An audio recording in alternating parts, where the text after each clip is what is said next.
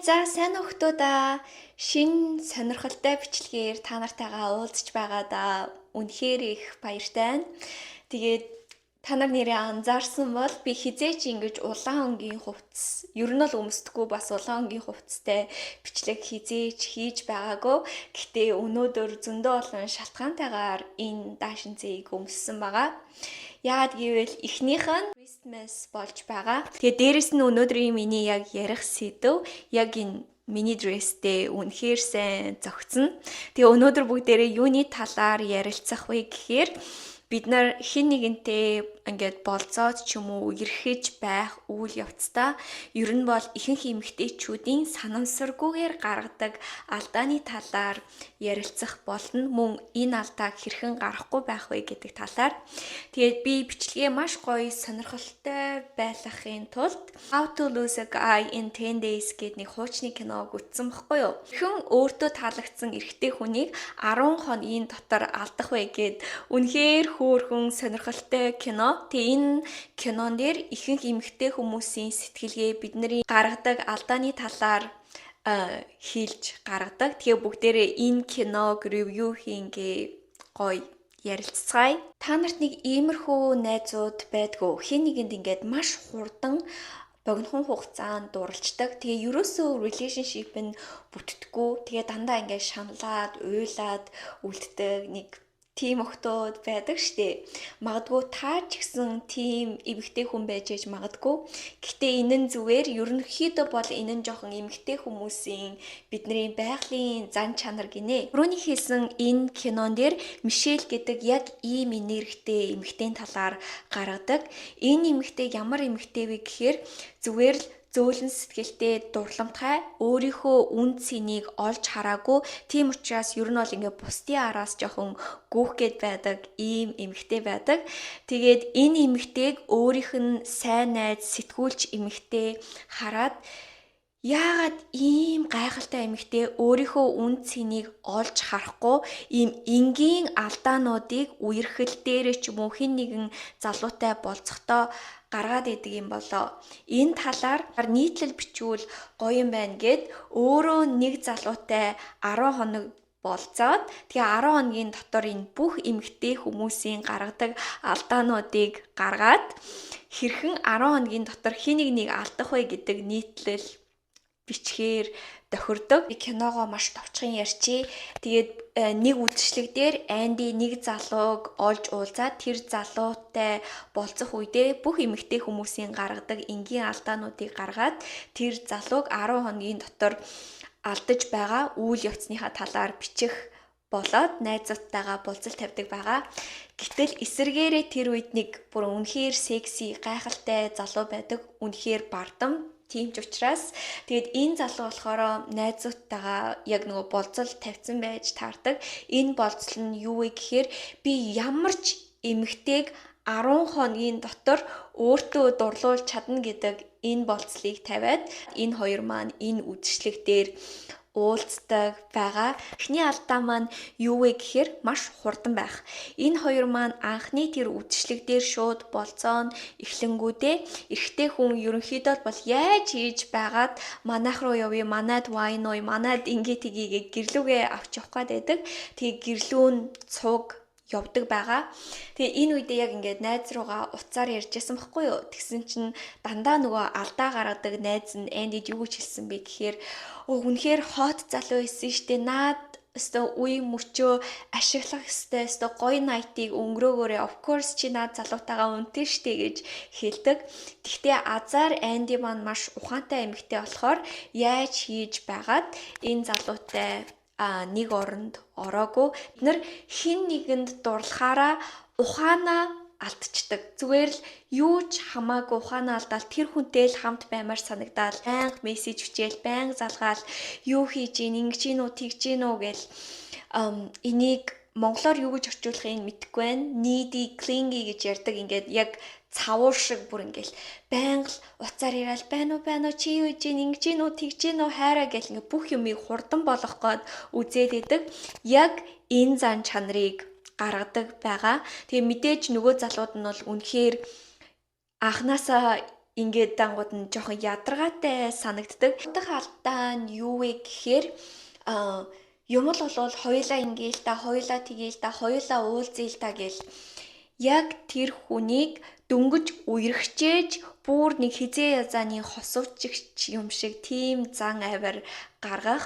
Тэгээд дандаа ийм байхаар энэ нь юуг харуулдаг вэ гэхээр энэ эмэгтэйд надаас өөр амьдралд нь өөр юм байдгүй юм бах та, өөрийн гэсэн хорвоо ертөнцгүй юм бах та гэсэн амар их дарамтыг эрэгтэй хүн авдаг гинэ. Өөрийн гэсэн орон зайтай, би өөрийн гэсэн хийх юмтай гэсэн тийм зан чанарыг гаргах хэрэгтэй. Дараагийн алдаа нь болохоор бараг бид нар бүгдээрээ гаргадаг алдаа гэж бодож байна. Дөрөв дэх алдаа маань юу вэ гэхээр эмэгтэй хүмүүс жоохон өөртөө итгэлгүй байдаг ч юм уу, бас жоохон юм хартай байдаг. Энэ зан чанар нь эрэгтэй хүмүүсийг амар түлхдэг гинэ. Мэдээж хосууд ч юм уу, эргэж хахаа зөрчилдөг ч юм уу, маргалдах янз бүрийн зүйл зөндөө гарна штэ. Энэ үед эмэгтэй хүн хамгийн түрүүлж юу гэж боддог вэ гэхээр чи намайг тарган гэж хэлж байгаа мó, эсвэл чи намайг ийм болохоор надад ингэж хандж байгаа мó гэд дандаа бүх зүйлийг өөр дээрээ айгүй их тусгаж авдаг гинэ. Эмэгтэй хүн ингээд өөртөө итгэлгүй байдлаа гаргаж ирэхээр энэ нь эрэгтэй хүнд амар тийм ядаргаатай санагд. Чи намайг тарган гэж боддог үстэй гэд хэрүүлүүдүүд ч юм уу. Чи хэний талаар бодоод байгаа? Чи хин нэгний талаар бодоод байгаа юм биш үү? Эсвэл чи энэ хүүхний хөөрхөн гэж бодож гинөө ч юм уу. Дараагийн бас нэг эрэгтэй хүмүүсийг маш айлгадаг том алдаа юу вэ гэхээр эмэгтэй хүмүүсийн сэтгэлгээ нь ямар вэ гэхээр хэн нэгэн ингээд үнэхээр сонирхсан залуутайгаа болзоонд яваад ч юм уу бид нар үерхэж эхлэн штэ. Тэгэнгүүтээ бид нар автоматар шууд тэр хүнтэй амьдралаа харж эхэлдэг. Гэрлэх талаар ч юм уу, бүгжний талаар ч юм уу, хүүхдийн талаар ч юм уу. Энэ нь зүгээр л бидний одоо байгалийн зүйл гэх юм уу. Яагаад гэвэл бид нар багаасаа янз бүрийн гой гүнжнэрийг ханхүүтэйгээ уулзаал гой гэрлээд амар сайхандаа жаргажээ гэдэг зүйлийг үзэж өссөн учраас бидний дотор одоо хүртэл тэр жижигхэн гүнжнэр байж байдаг. Гэхдээ тэр зан чанар нь эрэгтэй хүмүүсийг бүр үнэхээр айлгадаг гинэ. Яагаад гэвэл эрэгтэй хүмүүс өөрийн эрх чөлөөндөө үнэхээр дуртай бөгөөд энэ эрх чөлөөнийхөө талаар ахин дахин бодох хэрэгтэй байдаг. Гэтэл эмэгтэй хүн гинт амьдралд нь орж ирэнгүүтээ хоёулаа гэрлэхээрээ тэгнэ, хоёулаа хүүхэдтэй болохоороо тэгнэ тэгснээ би танай ээжтэй чинь ярьсан, эсвэл хоёрынх нь хүүхэд ингэж харагдах юм байна гэж ч юм уу. Ийм зүйлүүдийг яриад ирэхээр эрэгтэй хүн бүр ингээд паникнд ороод сандарч эхэлдэг. Хүнтэй амьдрна гэдэг чинь бараг амьдралаа тэр чигээр нь өөрчилж ийн гэсэн үг штэ. Тийм болохоор хин нэгэнтэй болцож байхдаа ч юм уу магадгүй 1 жил 2 жил би яг энэ хүнийг таньж мэдж гин болох ёстой зүйл болдгоороо болно гэсэн нэг тийм өөж ухаантай хандах хэрэгтэй юм байлээ. Тэгээ энэ кинон дээр яг энэ үйл явцыг бүр үнэхээр сонирхолтой гаргадаг заяо. Гэрт нь ирэнгүүтэл өөрийнхөө хамаг юмнуудыг авчирч тавиал гэрийг өөрчлөх гэж үзээл. Тэгэл өөрийнх нь янз бүрийн юмнуудыг бас өөрчлөхөөл. Эрэгтэй хүн чинь үнэхээр эрх чөлөөнд дуртай штэ. Тийм болохоор өөрийн гэсэн ерөнхийдөө бол орон зайтай байх хэрэгтэй. Тэгэл угаасаа найзууд дунд болгонд л тийм юм байдаг штэ. Бид нар охтуудаараа уулзаад гоё цагийг өнгөрөөх дуртай байдаг. Эрэгтэйчүүд нь болохоор бөөнөрөө уулзаад гоё цагийг өнгөрөөх хэрэгтэй байдаг. Бид нарт тэгэж энерги авдагтай адилхан эрэгтэй хүмүүс ч гэсэн тэгэж гоё өөртөө гоё энерги авдаг. Гэтэл кинон дээр бас нэг эмэгтэйчүүдийн гаргадаг алдаа нь юу вэ гэхээр анх болцож байхдаа бид нар л энэ залуугийн хувьд би л хайртай эмэгтэй, би л хамгийн чухал эмэгтэй гэж боддог. Тэгэнгүүтээ тэр орон зайг нь хаангуудаа чи яагаад намайг дагуулж явахгүй байгаа? Эсвэл би ч гэсэн танай найзуудтай чинь уулзах чинь би явмаар байна ч юм уу. Эсвэл найзуудтайгаа уулзж яхад нь гинт гарч ирээд ч юм уу. Энэ нь эрэгтэй хүнд амар тийм духгүй мэдрэмжийг төрүүлдэг гинэ. Яагаад гэвэл эрэгтэй хүн үнэхээр өөрөө хүсэж байх юм бол чамайг таныг тийш нь дагуулж явна. Тэрнээс бол хизээч өөрөө би тгийл та би ингээл та гэл ерөөсө орон зай руу хит их одоо нэвтрэхгүй байх хэрэгтэй гэх юм уу. Дараагийн бүр хамгийн том алдаа. Энэ алдаа нь ямар алдаа вэ гэхээр бид нар хэн нэгнийг өөрчлөх гэж оролдох. Угаасаа энэ бол үнэн эрэгтэй хүн хайртай эмэгтэй хүнийхээ төлөө үнэхээр өөрчлөгддөг. Бид нар үүнийг мэддэг болохоор энэ хүн надаас болоод өөрчлөгдөх ёстой, өөрчлөгдөнө гэж боддог. Гэхдээ эрэгтэй хүн ч гэлтгүй. Ер нь бол хүн болгон энэ зүйлийг бүр үзэн яддаг. Энэ нь юуг харуулж байгаа вэ гэхээр хинч намайг өөрийнхөө минь хайрлаж чадахгүй байна. Энэ хүн намайг хэн нэгэн болгохыг хичээж ин гэсэн тийм бодол төрдөг гэд тэгжсэн. Тэг эрэгтэй хүний хувьд бол энэ гайгүй байдаг ч гэсэн эмэгтэй хүн бол үнэхээр хэн нэгнийг өөрчлөх гэж хичээдэг. Би ч гэсэн тэгжсэн. Бид нар чи инкэ болооч, энийгээ цэвэрхэн байлгаач, тамхи татгаа болооч, тэгээч, ingээж, гэр бүлийнхээ төлөө ingээж гэл амар олон зүйлийг шаарддаг. Яг миний төлөө өөрчлөгдөөсэй гэж бид нар хүсдэг. Энэ нь амиа хичээсэн бодол байгаа хгүй юу? Яагаад гэвэл хэн нэгэн бидний ч юм уу таны төлөө өөрчлөгдчих юм бол эмэгтэй хүмүүс дотроо жоохон өөрийгөө тэгэж онцгоогоор мэдэрч амар тийм гоё эготой болдог гэх юм уу? Вау, хин нэг намайг үнэхээр хайрлаж байна. Би энэ залууг өөрчилж чадлаа гэдэг ч юм уу. Гэхдээ азар кино маань яаж төгсдөг вэ гэхээр яг сүүлийн хэсэгтээ Анди маань яг өөрийнхөөрөө байж эхэлдэг байгаа.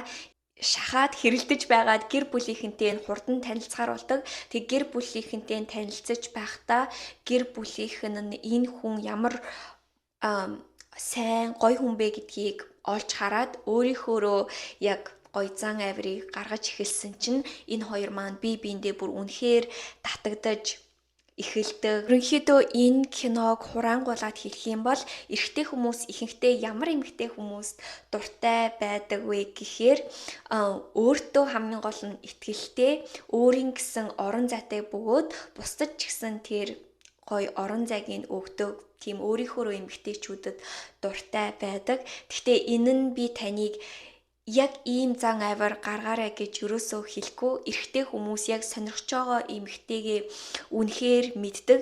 Зүгээр л энэ бичлэг, энэ кино юуг хэлж байгаа вэ гэхээр зүгээр л ийм ядаргаатай зан авир нь зүгээр эрэгтэй хүмүүсийг айлгадаг гэх юм уу. Энэ бичлэгний гол чухал хүргэх зүйл нь юу вэ гэхээр бид нар нөгөө орчин үед амьдарч байгаа штэ. Яг бидний аав ээж, эмээ өвөө шиг бид нар үерхээл тэгээл шууд ингээд суугаад хүүхдтэй болоод явдаг нэг тийм цаг өнгөрцөн. Бид нар хүмүүс таньж мэддэг болсон. Өөрийнхөө үн цэнийг ч гэсэн хадгалаад хүмүүсийг таньж мэдэх хэрэгтэй. Тийм болохоор хамгийн гол зүйл нь болзоонд явахдаа ийм хинэггүй хурдан бүх зүйлийг болгоё гэсэн энгийн иймэрхүү алдаануудыг бити хийгээрэй. Хүмүүсийн сэтгэлгээ эрэгтэй хүн яаж боддог, эмэгтэй хүн яаж боддог гэдэг дээр тулгуурлаад хэлэх юм бол иймэрхүү зан авир нь зүгээр л бусдыг түлхдэг. Гэхдээ бүгдээрээ зүгээр л бусдыг өөрлөгөө татахыг хүсэж байгаа. Яагаад гэвэл үргэлж биднэрт сонголт байгаа. Эмэгтэйчүүд нь сонгодог штэ. Өнөөдрийн бичлэгийг үзсэнд үнэхээр их баярлаа. Тэгээ миний ч гэсэн болзоондоо явах цаг болчлоо. Тэгээ би иймэрхүү бичлэг ерөөсөө нэг хийхгүй байсан байхгүй юу? Тэгээ сүүлийн үед зүгээр би ч гэсэн эргээд иймэрхүү энэ талаар feminine energy, yin yang энэ талаар номнууд уншаад жоохон суралцаж эхэлсэн. Яагаад гэвэл надад ч гэсэн эдгээр мэдлгүүд хэрэгтэй учраас гоё фан байдлаар та нартайгаа ингээд ярилцсан чинь ч гэсэн үнэхээр гоё юм. Тэгээд иймэрхүү бичлэг хэрвээ бас та нарт таалагдаж байвал доор надаа өнөөдөр улаан сарнаатай гоё эможиг үлдээгээрэй. За тэгээд дараагийн бичлэгээр дахиад уулзлаа.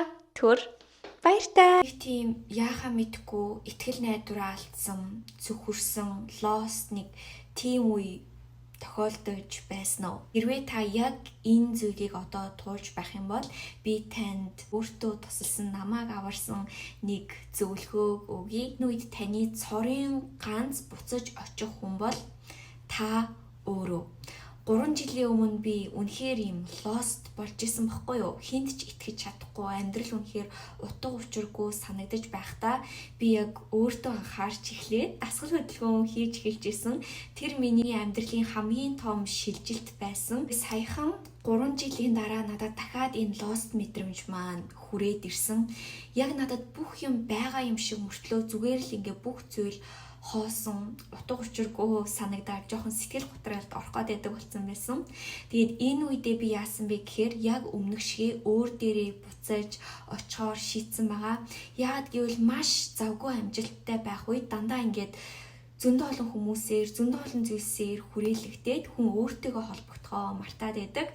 Тэгээд яг энэ жил би өөрлөгөө илүү их анхаарч эхлээд бясалгал, хот йога, өөрийгөө амраагаад, өөртөөгөө холбогдож сураад энэ үед бүх зүйл яаж өөрчлөгдсөн гэж надад бүр ийм lost мэдрэмжүүд төрсөнд би бүр үнэхээр их талархалтай байна.